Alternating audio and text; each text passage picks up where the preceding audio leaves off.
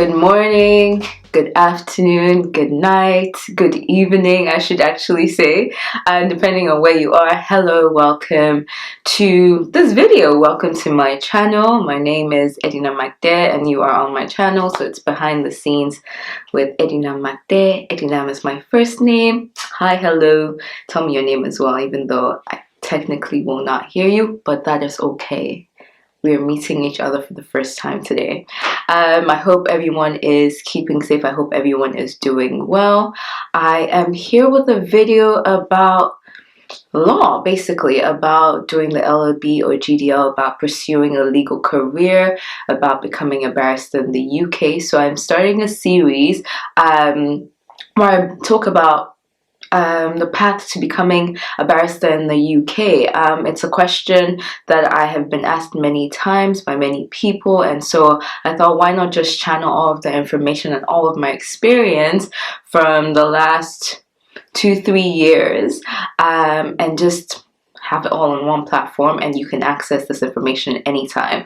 So I will start by telling you a little bit about myself.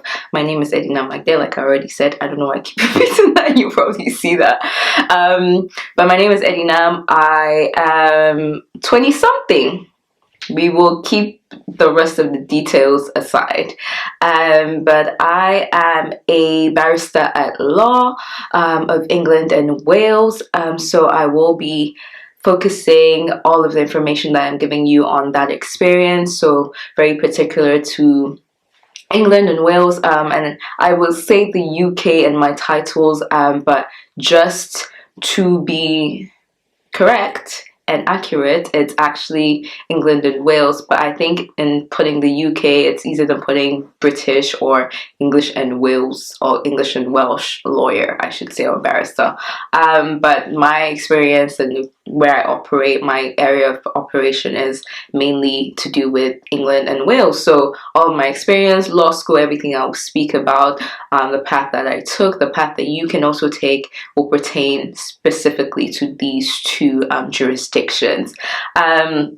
So again, I am a barrister at law. I was called last year, 2019, probably one of the proudest moments of my life to date. I finally made it to something that I had been wanting for a long time, and achieving that was absolutely fantastic. You know, sometimes you shoot for a goal for so long, and then when you get it, it's almost anticlimactic, and you just are like, oh, but oh, ignore that.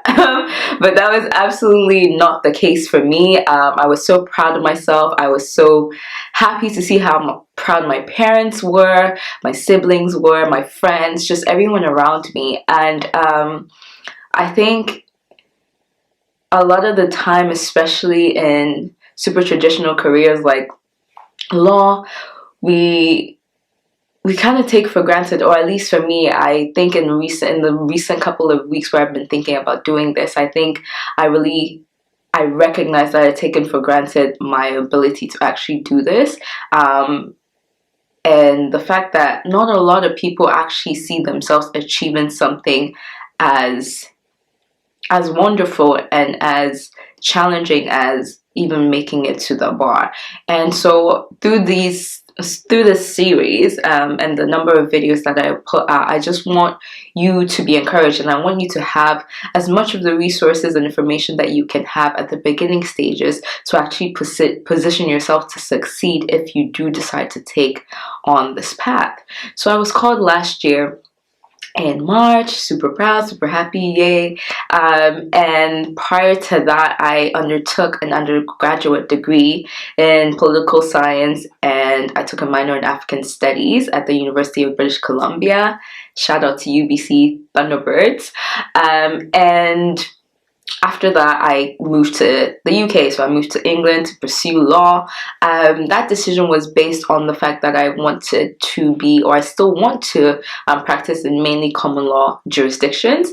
And I hail from Ghana, and Ghana is a common law state. So in terms of mobility in my legal career, I wanted that opportunity. I just wanted to have that availed to me. So that's why I moved to England. I did stay in Canada to pursue the JD there, because Canada is mainly a civil law system. It's mixed in some areas, but it's mainly civil law, like the US. So that's why I made the decision for England.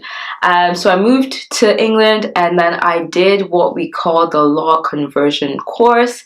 It is a diploma called the Graduate Diploma in Law. So I did that course to convert, because I hadn't done any legal courses or any legal degree or anything similar to that in my undergraduate level, at my undergraduate level. So yeah, so I moved to the UK, did the GDL, decided that I want to practice as a barrister and not a solicitor. So then I did the Bar Professional Training course, the BPTC, and I did all of this at City University of London. Absolutely love City. GDL was very difficult in terms of just the time pressure and a lot of different things that I will cover in subsequent videos. The BPTC I absolutely had a blast with, in terms of like learning and practicing my career, understanding procedure. It was fantastic. I am going to do my best. I'm actually going to speak in layman terms in all of these videos, so I will not be throwing at you any legal jargon.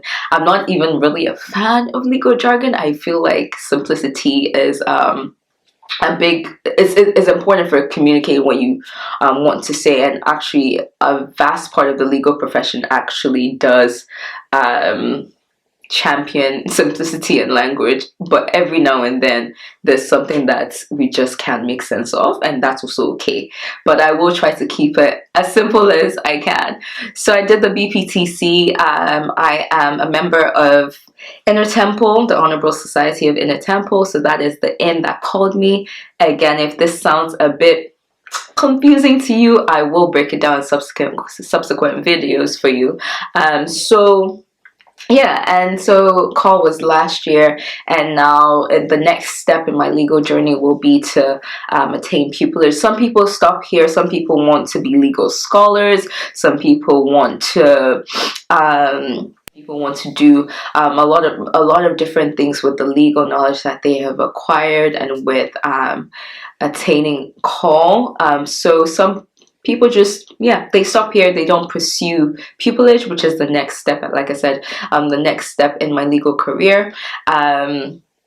Because I do want to engage in advocacy and litigation, and that's why I chose the bar over the LPC, which is the legal practice course for solicitors, because I actually do enjoy advocacy. So that is something that you need to be considering. Are you a person that likes to speak? Are you a person that likes to advocate? Is that your strength? And even if it's not your strength, you have years to actually figure that out, depending on which path you take. So now let's come to the path. As the title in this video says, LLB or GDL. Now the LLB is basically what does it stand for? Legumes Baccalaureate, I think it's what it stands for. The GDL stands for Graduate Diploma in Law, like I've said. But basically both of them are foundational learnings for your path to becoming either a solicitor or a barrister. So the LLB is what you take when you want to be a lawyer. It's the undergraduate degree that you would take in England and Wales. So that takes you 3 years to complete. And then you make a decision as to what course you want to take after that, depending on the career path that you want for yourself. And with the GDL, what happens with the GDL is that it's a postgraduate course as opposed to the LLB, which is undergraduate. And then so you're taking that as a postgrad course. You've already completed your undergrad in absolutely anything. And you can take the GDL, and then you choose what path you want to go on after that. Now let me say this. It's very important, I think, to bring up that you can literally undertake any of these courses at absolutely any stage in your life. Now I understand that there are privileges for different people in terms of access to funds, time, background. There's a lot of factors that affect the kinds of people that can actually walk into a legal profession, or the way and access that people have to different professions. So I completely understand that. But what I do want to emphasize is that at any stage in your life that you are in right now, the future is just as bright today as it was yesterday, as it will be tomorrow, despite the present situation that the entire world is in. But your future is not dim, it is not bleak, and I want to encourage you in that very specific way. So at any stage that you are in your life, and if you feel that law is what you want to do right now, if you feel that that's something you've been wanting to do for a long time, it doesn't matter if you took an undergraduate degree in fine arts, or in engineering, or in nursing, or you went to culinary school. It doesn't matter if you've been an engineer for 35 years. It doesn't matter if you have been a painter for the last 5 decades. If you decide today that you want to become a barrister in the UK, specifically again in England and Wales, you are able to do that. The reason why there's a demarcation, or why there's very specific callings, is that the Scotland, for example, has a different system of law to Northern Ireland, and also just those two actually. So those differ from England and Wales. Welsh law is based off of that of English law, so it's common law as well. And that is why you will get called in England and Wales as specifically a barrister for those two jurisdictions. So yeah, you have every opportunity and every right to dream your dreams and to pursue your dreams. Now, so holding another degree or a different career path and having practiced those does not in any way hinder your ability or the opportunities you have to pursue a legal career. So let's just make that very clear. And one way to do that effectively, much more easily, I would say, again, easily in quotation marks because it depends on who you are, is through the GDL. You are also absolutely free to start from scratch in terms of retaking another undergraduate, which will be an LLB, and then going down the path of solicitor or barrister, or you can just convert through the GDL. So as I said before, the GDL and the LLB are foundational for your legal career and the path that you take. So again, I'm going to give you just a simple breakdown, and with anything that sounds a bit confusing, they will be clarified in subsequent videos. So do leave me comments on what you would like clarified, but I believe I have covered quite a bit, but just to prompt me so that I don't miss out any information that you might be wanting answers to, please leave comments in the comment section. So again, the LLB is 3 years, and then the GDL, the Graduate Diploma in Law, is 1 year. So because it is a conversion course, it consists of modules that cover the core areas of law. So that is one thing. And then with the LLB, you cover the core areas of law, and then you have kind of a choice to choose all your other different courses and areas of interest. That opportunity is not given the GDL. So one thing is, once you have completed either course, you're going to be choosing again whether you want to be a barrister or solicitor, and that would determine the course that you take. So the courses that come after that are the BPTC, so the Bar Professional Training course, which is what I did, and then the LPC, which is the Legal Practice course, which is what solicitors or those that desire to be solicitors take. So following the BPTC, ideally you get called to the bar, ideally you undertake pupillage, and then you work out of chambers if litigation and advocacy is what you actually want to get into. After the LPC, you train for a period of time as well. So a training contract, it's just name different things, pupillage, training contract. You work at a firm ideally, or you are retained by a firm, I should say, and then you have so many options from where you work, CPS, the government, legal departments of different institutions. And so both career paths offer very wide ranges of work, with the caveat, which we will talk about in subsequent videos. So in total, the total number of years for undertaking any of these paths, and again, I've said it doesn't matter what stage you are at, you can choose whichever one that works for you. I will tell you the advantages, I believe, and disadvantages of both of them.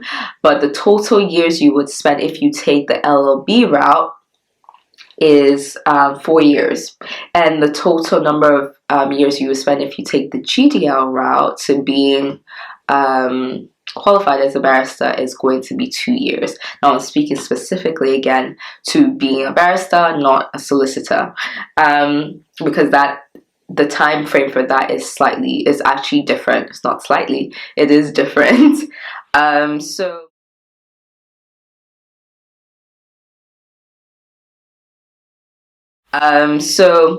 what are the advantages of taking the LLB? It depends on, again, the path that you want to take ultimately, but what I found with colleagues and myself is that the LLB may hold more weight in certain jurisdictions over others. So for example, a friend of mine wanted to pursue a master's in, I want to say it was Germany, but in another European state, and they just didn't accept the GDL because they felt like, and this was an LLM, they didn't accept the GDL. They said that they don't accept the GDL because they want more core learnings, like that which I guess you will get for a lengthier period of time in the LLB. So that just was not taken. The GDL was simply not taken into consideration for the masters. So if you are planning to do a master's or a PhD, if you kind of can have your path figured out ahead of time, then you can look to what jurisdictions that you actually want to carry out those things in and see if the GDL is actually an acceptable option, or if it's better for you in the long term to undertake the LLB. So that's one thing you need to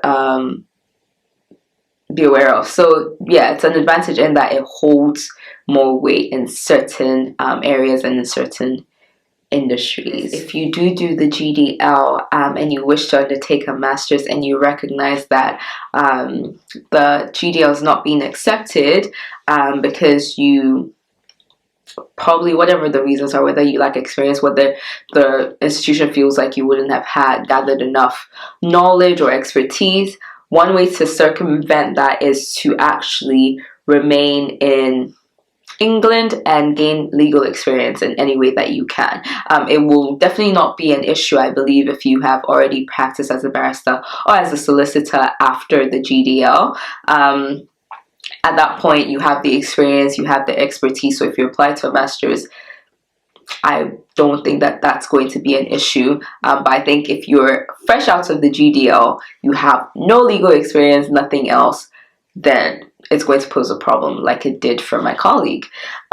So yes, that is one advantage. The second advantage, I think for me, is that you have the opportunity to immerse yourself in learning and studying law for a longer period of time than the GDL allows. So if you have 3 years, you're able to take the core modules of law, and then you're able to you're able to pick different other courses that relate to law. So you can do commercial, you can do company law, you can take different things.